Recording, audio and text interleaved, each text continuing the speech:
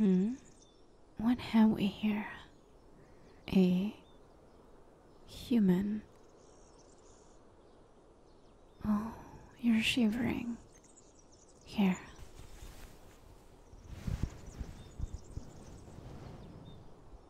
There. All better. Shh. Save your strength. You can ask questions when you recover.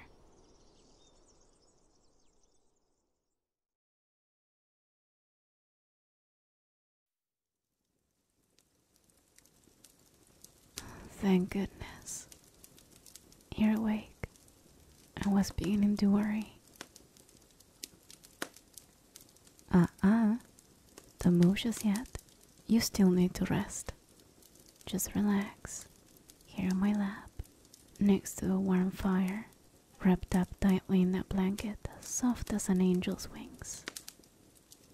Now, tell me, how did a human find themselves in the depths? Are you searching for something too? Oh, a shipwreck. I see. That's why you were so cold and wet before. May I ask your name? Such a beautiful name. You should thank whoever gave you it.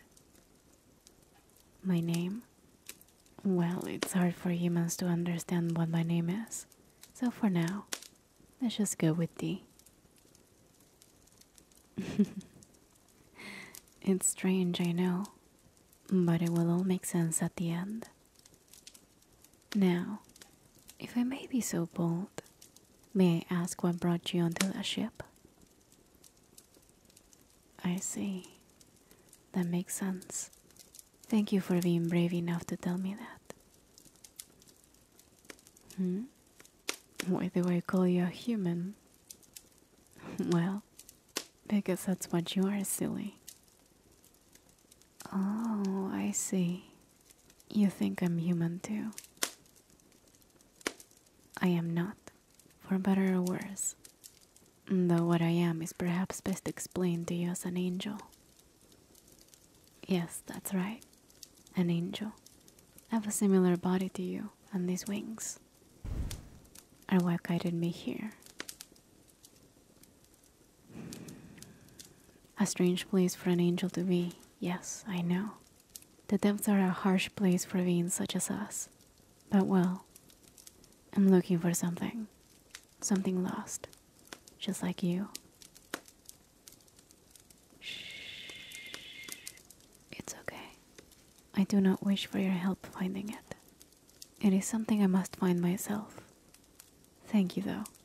You're very kind. For it, I shall give you a reward.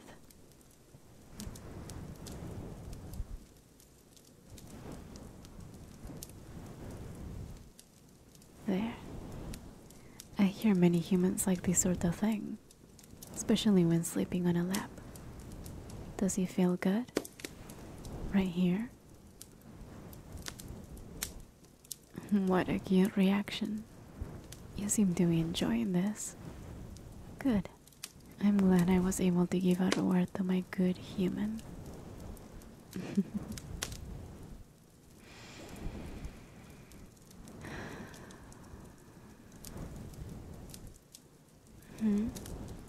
Oh, it's nothing. Really. This just reminded me of, well, can I tell you a story? Once upon a time, when the land was pure and clean, when the radiance of the light was all that was, lived an angel. Now this angel, so innocent and pure, had yet to get her first duty, but she longed for a task to help her brethren. Anything to lighten the load, to stand tall and proud amongst her siblings. For amongst the highest honors, none were so heralded as those with duties. Each angel when they came of age was given a task. Most were given the grand duty of guardianship, others the joyous duties of creation, still others the honorable duty of maintaining the balance. But there was one duty heralded above all else, the duty of a virtue. Now, the 7 virtues were the most powerful of heaven's angels, each embodying a single pursuit to its perfection: charity, humility, diligence, chastity, temperance, patience, and kindness. Each one taught the angels that came after them and guided them. The seven together were that made heaven perfect. As the angel grew older, she trained hard to be bestowed a duty, and not just any duty. She dreamed of becoming a virtue, of being one of the seven to take the helm and give those before her the retirement they'd so desperately desired. It was during her hard training that she met an old angel, one whose years far surpassed those of the seven. Most did not seem to notice him, but to her, he was a teacher. For decades, centuries, he taught her all he knew of being a virtue. He guided her, day by day, to become as perfect as she could be. Little did she realize his true duty, and little did she care, for the man was kind in all things, patient in his teachings, humble in his title, diligent in his duty, charitable in his deeds, avoided all temptations, and was the purest thing in her eyes. As time passed, the angel grew bigger, stronger, and most of all, more virtuous with the teachings of the old angel.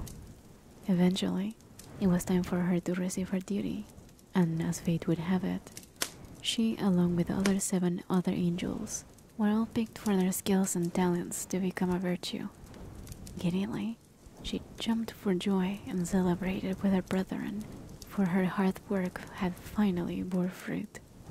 For 7 days and 7 nights they feasted, sung, danced, and made merry among themselves. On the 8th day, she searched for her mentor, but could not find him. Only upon nightfall did she see him, warily entering the gates. She told him of her achievement, finally getting a duty, and he congratulated her, and they celebrated with a moonlit walk, refreshing upon all of the lessons he had taught her until then. After all of the lessons, the old angel asked what duty was lucky enough to be bestowed upon his student. When she told him, though, his eyes went wide. Tears began to fall. Tears of joy it seemed at first, but no, they were tears of sorrow. He begged her to relinquish her title, to wait for a different duty to be given to her. Confused, she comforted him in her wings, sat him next to a warm fire, and sang lullabies until he fell asleep. The next day, upon waking, the old angel asked her once more, but she would not listen. The ceremony took place on a golden cloud in a marble altar, where only the virtues and their successors were allowed. As she approached the altar to receive her title, it was revealed that out of the 8, she was not chosen to be one of the 7 virtues. As despair fell onto her, the virtues calmed her and explained that she was to be chosen for a special duty, one kept secret, an 8th virtue, one meant to be a combination of all the virtues together, one meant to be the embodiment of perfection and grace. Excitedly, she accepted her role when the old angel burst onto the altar. He demanded they stop, that they did not give her the title. It was there that she understood that he was the 8th virtue. Perhaps he was not ready to retire, said the virtues as they held him back. But alas, the angel wished for her teacher to be free to relax and teach others, so she accepted the title. It was then the virtue smiled joyously as a halo sat above her head. She finally became the 8th virtue.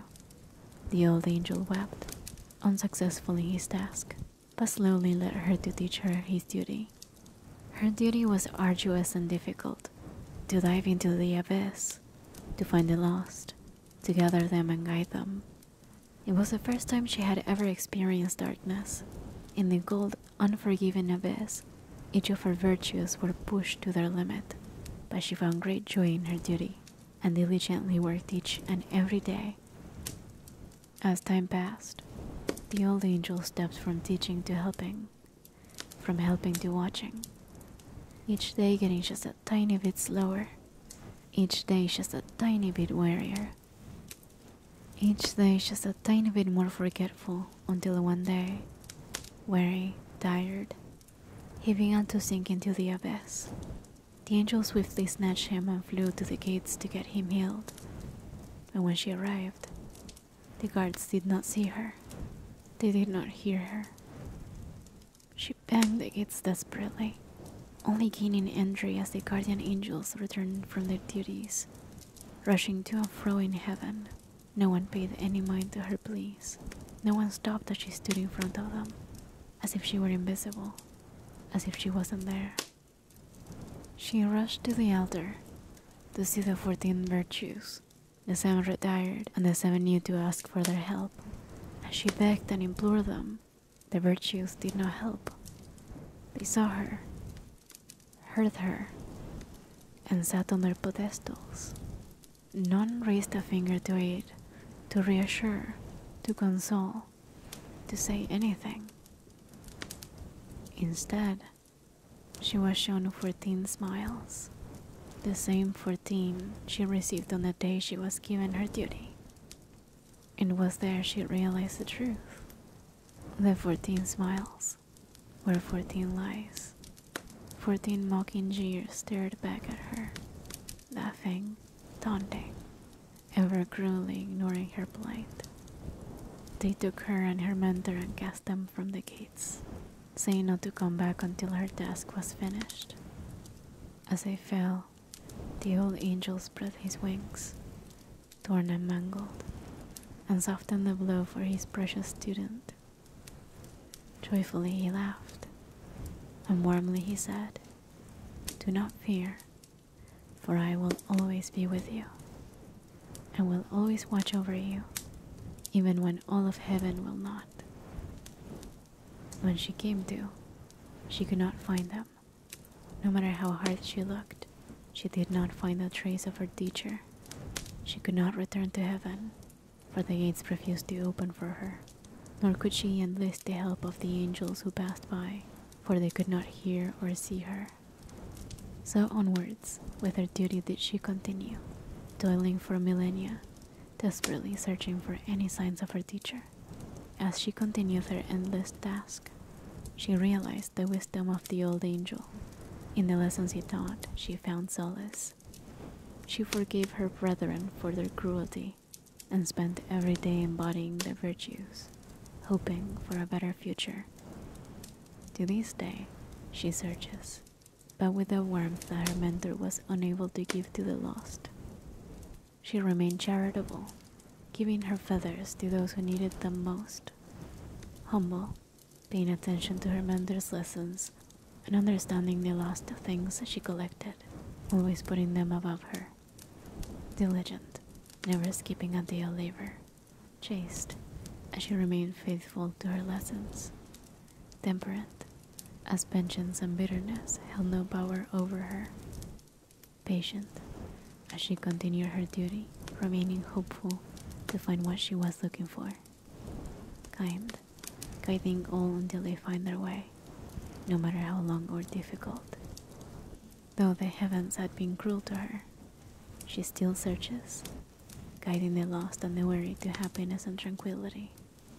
Someday, she will find her own peace, and when that day comes, may she rest eternally warm and peaceful.